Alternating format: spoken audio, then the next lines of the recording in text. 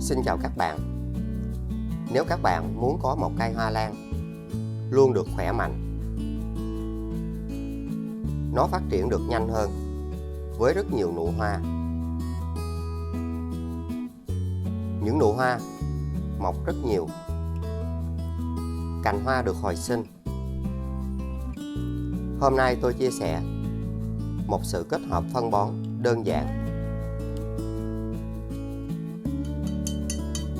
Với cách làm này, các bạn sẽ có được những cây hoa lan luôn phát triển được khỏe mạnh. Cây luôn xanh tốt, rễ rất khỏe. Hoa lan của chúng ta sẽ có nhiều cành hoa. Những cành hoa phát triển nhanh hơn. Hoa sẽ giữ trên cành được rất lâu. Hoa luôn nở rộ, tươi đẹp rực rỡ và lâu tàn quanh năm. Các bạn hãy sử dụng một lá cây lô hội. Nó có chứa rất nhiều canxi, kali, phosphor và có chứa hoạt chất axit salicylic, là một trong những chất rất tốt để giúp cho hoa lan phát triển được rất nhanh.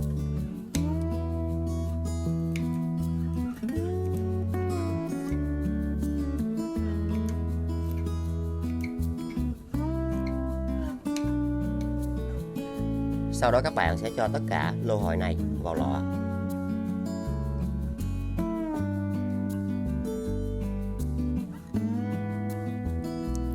Cho vào 500ml nước đun sôi.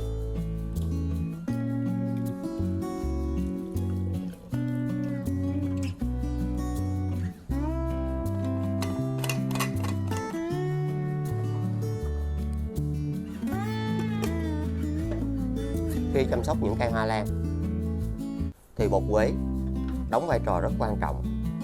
Nó giúp cho cây kháng khuẩn và giúp cho những cây hoa lan của các bạn không bị thối, phát triển được rất nhanh. Hãy dùng một thìa nhỏ.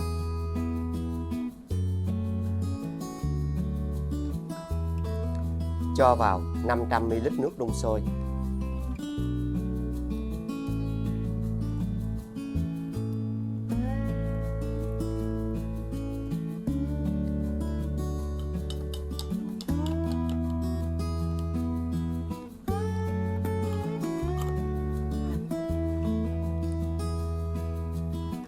Các bạn hãy chờ cho nước này nguội.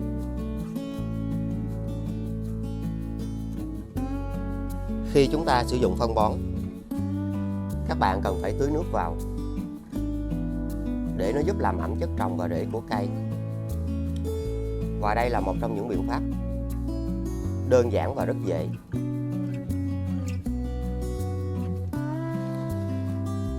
Nó sẽ giúp cho hoa lan của các bạn tăng cường trao đổi chất, độ ẩm được duy trì.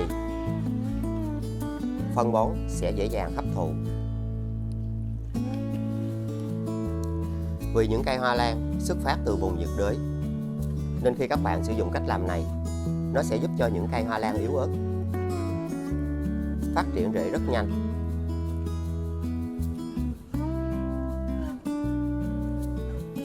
Và hãy để trong 25 phút. Các bạn hoàn toàn có thể áp dụng cách làm này mỗi tháng một lần.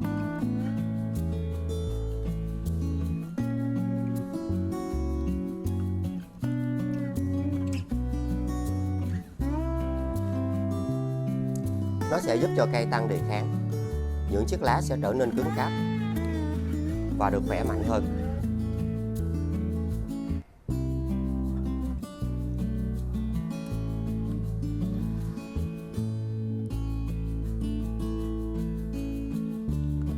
Sau đó hãy lấy những cây hoa lan ra.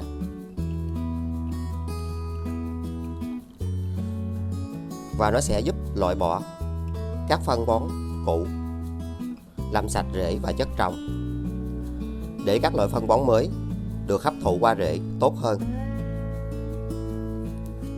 Và 10 ngày một lần các bạn dùng nước để hỗ trợ phun sương, giữ ẩm cho những chiếc lá này. Nó sẽ giúp cho những chiếc lá được cứng cáp và được khỏe mạnh.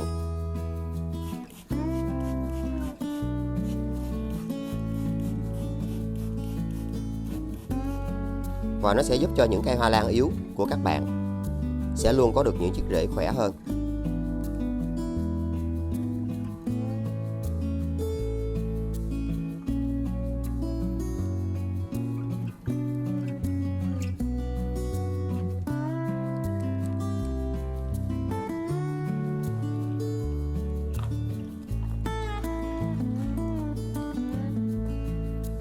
Như các bạn đã thấy, chất trồng rất bận. Nếu chúng ta không làm cách này thì các loại phân bón mới đều trở nên vô ích, vì rễ của cây sẽ bị cản trở.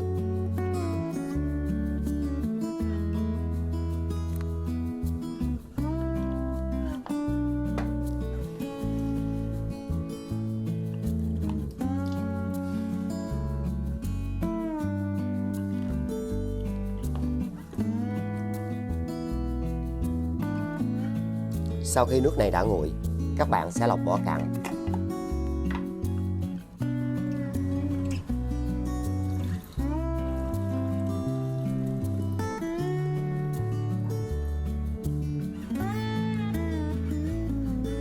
Sau đó chúng ta sẽ cho nước quế vào chung. Rất tốt cho hoa lan phát triển.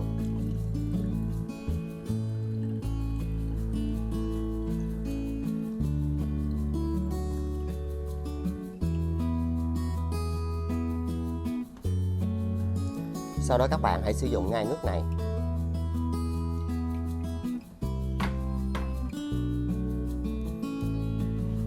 Và hãy lau những chiếc lá này. Nó sẽ giúp cho những chiếc lá hoa lan luôn được sạch. Cây sẽ không bị nấm, không bị côn trùng. Và hãy nhớ lau dưới mặt lá này. Nó sẽ hỗ trợ và giúp cho hoa lan được phát triển rất nhanh. Dưới mặt lá này, nó sẽ luôn chứa đựng rất nhiều nấm. Khi các bạn làm cách này, thì những cây hoa lan sẽ có những chiếc lá rất sạch. Cây sẽ có được màu xanh của lá. Phát triển được rất nhanh. Và những phần này sẽ dần được trở lại với màu xanh.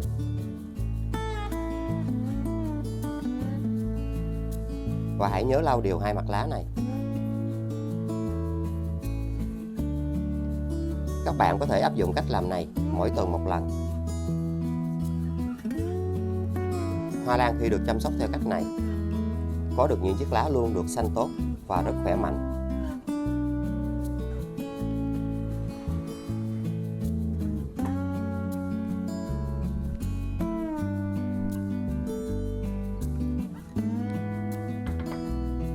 Và nếu hoa lan của các bạn bị các loại côn trùng như là nhện, triệp, bọ trĩ như thế này thì nó sẽ được bảo vệ.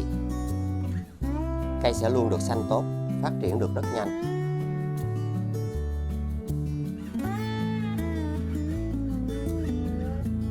Và nó cũng là một trong những chất để làm sạch bụi bẩn, giúp cho những cây hoa lan tăng cường trao đổi chất.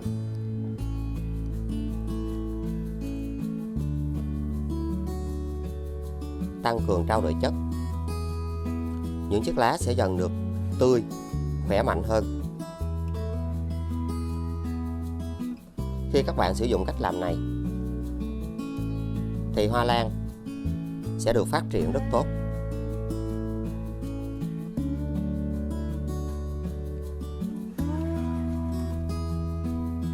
Sau đó hãy dùng nó để phun sương cho cây.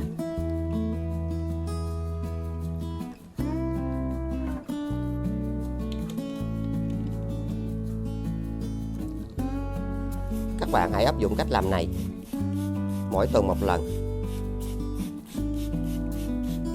Và chúng ta hãy áp dụng vào buổi sáng. Các bạn nhớ phun dưới mặt lá này. Khi chúng ta làm điều này, hoa lan sẽ luôn được sạch.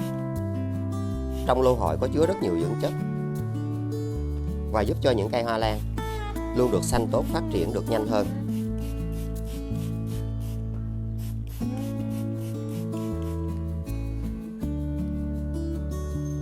Với những cây rất yếu ớt sẽ có được những chiếc lá có màu xanh.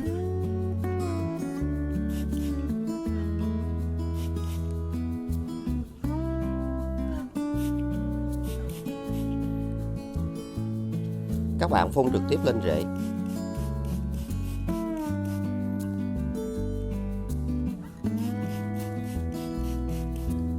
Rễ sẽ được bảo vệ. Cây luôn có rất nhiều rễ khỏe, được hồi sinh rất nhanh và luôn được xanh tốt hơn.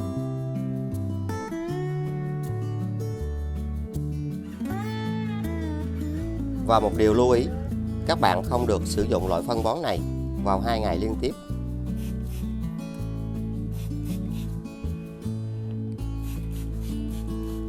Đối với các loại phân bón hữu cơ, chúng ta cần phải có liều lượng. Tuy hấp thụ chậm, nhưng khi cây đã phát triển thì rất bền vững theo thời gian.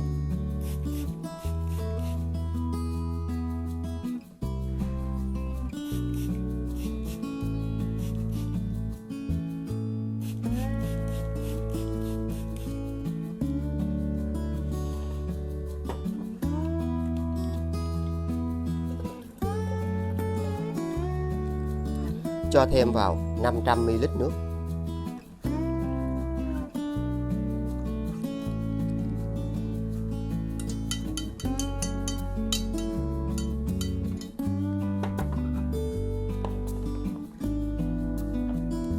Sau đó các bạn tưới ngay vào gốc của cây. Và nên áp dụng cách làm này 15 ngày một lần. Hãy để trong 25 phút.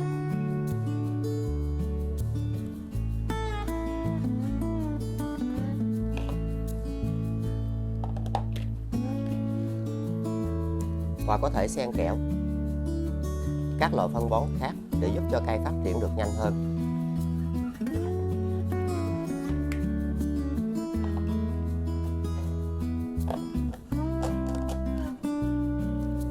Rễ của hoa lan sẽ được bảo vệ và không bị thối.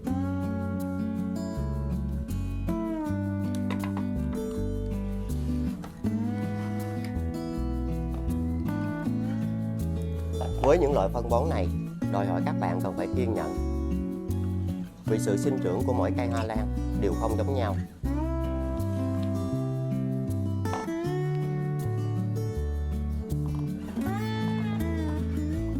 Và chúng ta kiên trì sử dụng cách này, nó sẽ hỗ trợ giúp cho hoa lan của các bạn luôn được xanh tốt và sẽ có rất nhiều hoa. Sau đó các bạn lấy ra.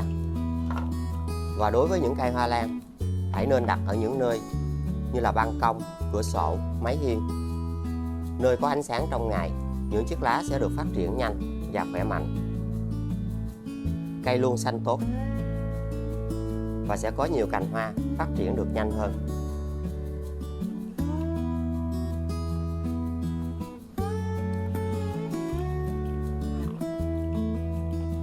Với những cây yếu ớt hơn thì lá vẫn xanh, chồi non vẫn phát triển. Rễ đã phát triển được rất tốt và được hồi sinh, phát triển được nhanh hơn.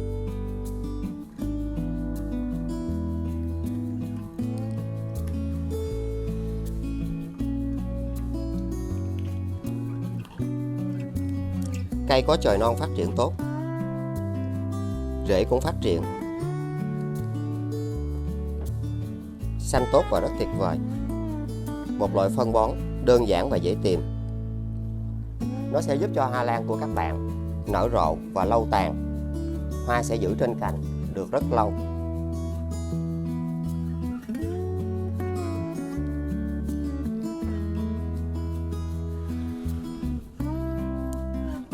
Mình luôn có chia sẻ nhiều cách để các bạn có thể xem và lựa chọn những cách làm nào đơn giản và dễ nhất. Và trên kênh cũng đã có thêm nhiều phụ đề để các bạn chọn những phụ đề phù hợp.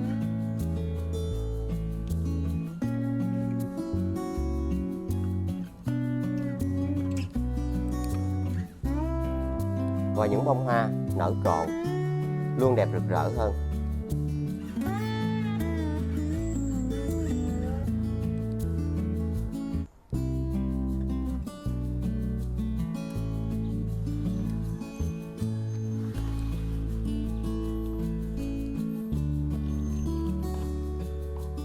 Những cây yếu kém sẽ dần được có rễ khỏe mạnh. Đừng quên like, chia sẻ, đăng ký kênh và nhấn chuông để tiện theo dõi. Xin chào và hẹn gặp lại. Chúc các bạn luôn thành công.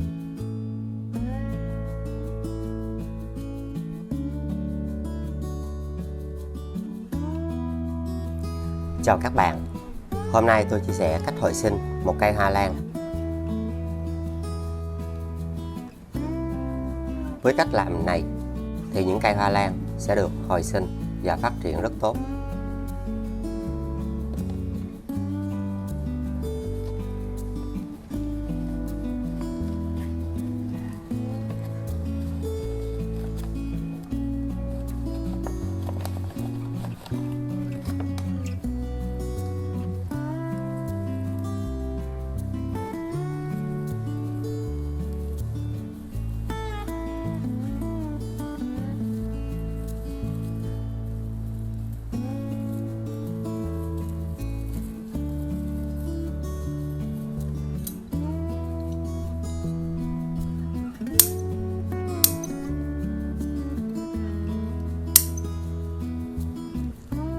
Các bạn nên cắt bỏ những rễ hư bị khô như thế này.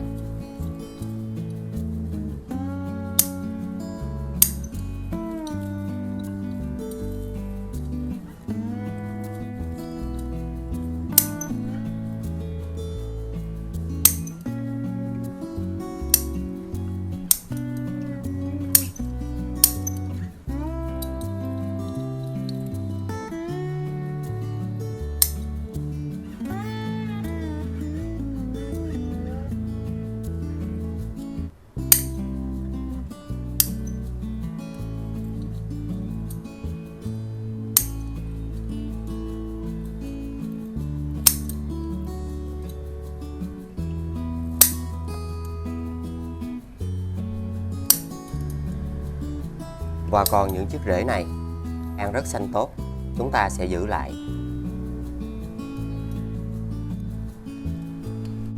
Sau đó hãy sử dụng một cây nến.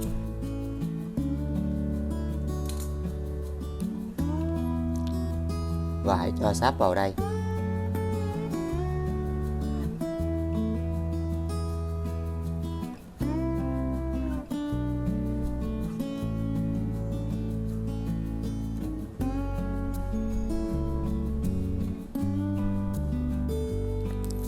Và cách làm này để giúp cho những phần này khi các bạn hồi sinh thì nó sẽ không thấm nước và nó bảo vệ cho vết cắt.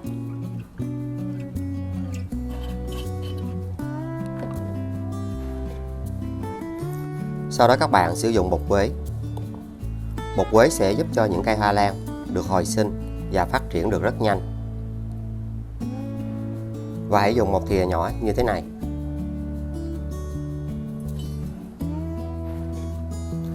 Cho vào 500 ml nước đun sôi.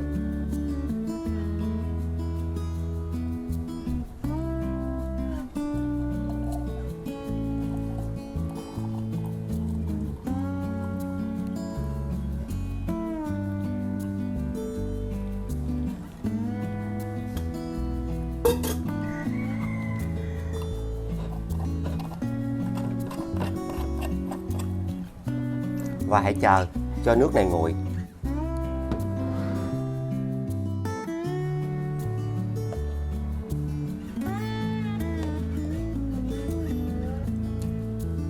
Sau khi nước này đã nguội, các bạn sẽ lọc vỏ cặn.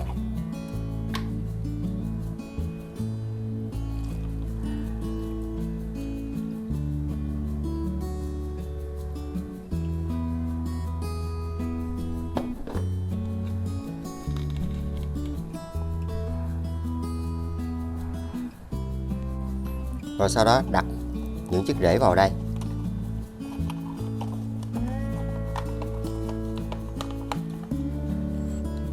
Các bạn cho nước này vào.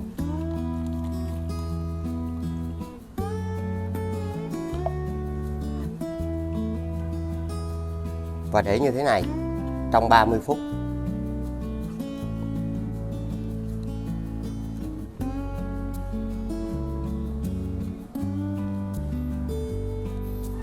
Và hãy dùng phần nước còn lại này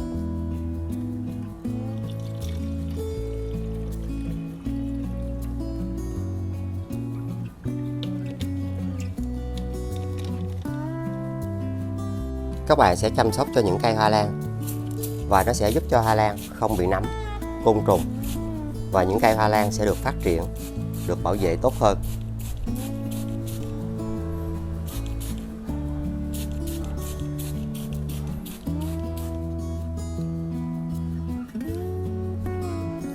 Sau 30 phút, các bạn sẽ trồng lại với vỏ thông khô.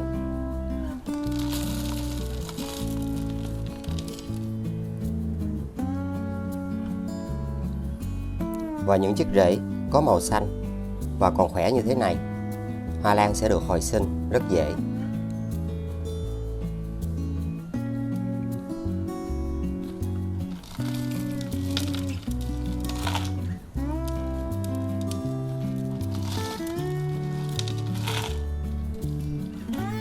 Và hãy cho một ít rêu khô vào trên mặt chậu.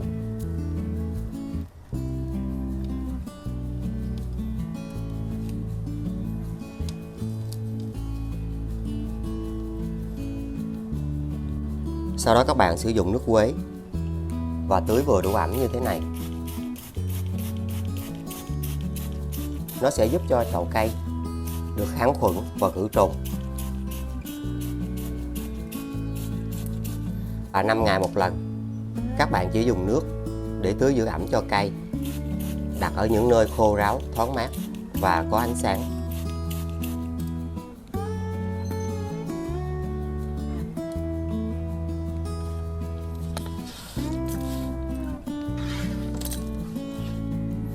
Dùng những chai nhựa có khoét lỗ như thế này, đậy lại. Sau đó hãy sử dụng nước này để tưới cho những cây hoa lan. Nó sẽ giúp cho rễ của cây không bị thối.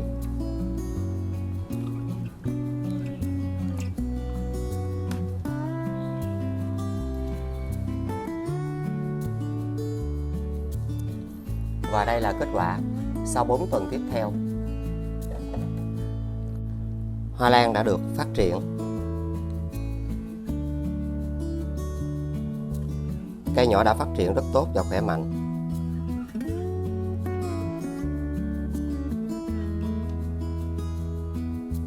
Đến giai đoạn này, các bạn hãy dùng nước để chúng ta tưới phun sương giữ ẩm 4 ngày một lần. Nó sẽ giúp cho cây hoa lan này sẽ được lớn nhanh và dễ hơn.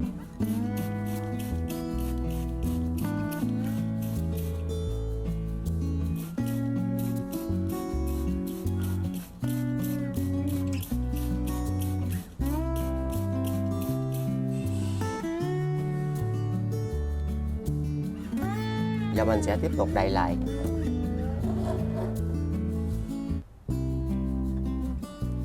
Và đây là thời gian sau 3 tháng tiếp theo.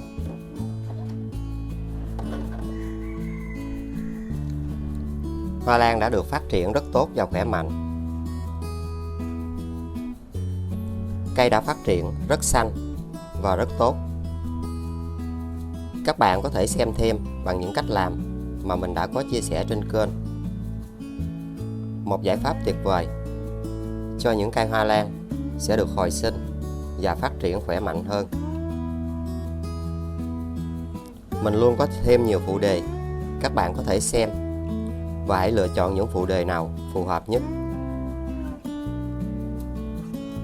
Cây đã rất xanh tốt.